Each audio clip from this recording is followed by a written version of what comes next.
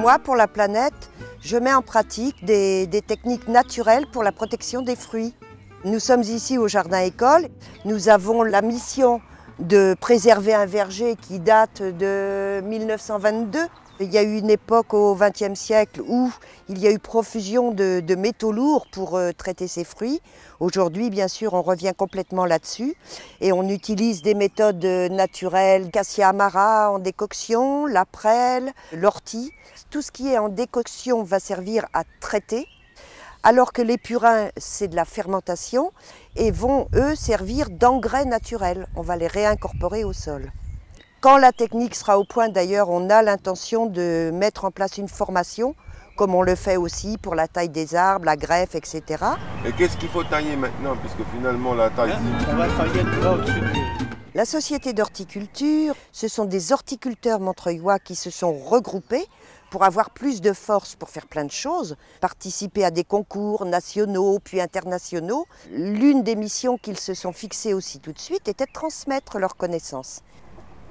En 1921, la mairie a attribué cet espace ici, qu'on a appelé Jardin École.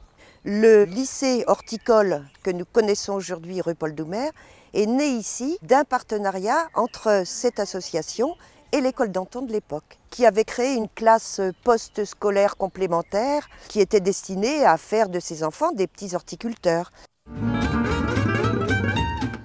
Dans le passé, on avait à cœur que notre verger soit impeccable, pas une mauvaise herbe. Et bien, bienvenue aux mauvaises herbes aujourd'hui.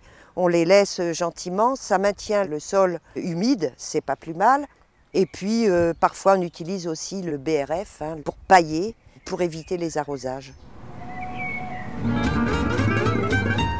Nos anciens ne faisaient pas que des erreurs, et notamment, ils ensachaient les fruits avec des petits sacs genre Kraft, qu'ils mettaient dès le mois de juin sur les fruits pour les protéger des insectes et des moisissures. Et le fruit ayant à moins se défendre aura une peau pour le coup plus fine qui sera plus agréable à déguster.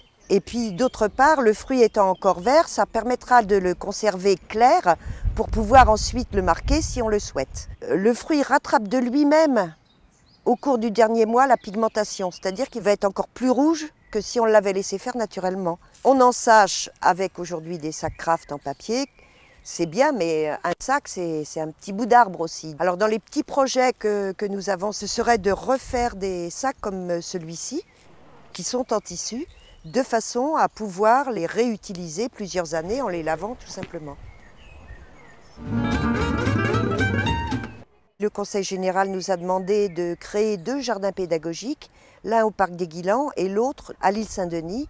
Également, nous avons créé il y a 2 ou 3 ans des carrés potagers et qui profitent essentiellement aux gens du Bel Air qui viennent. C'est un petit lieu de culture et une agora. Et l'été, nous accueillons la très attendue ferme du Grand Air avec tous les animaux et c'est certainement la plus grande fréquentation du Jardin École dans l'année. Et vous, qu'est-ce que vous faites pour la planète ?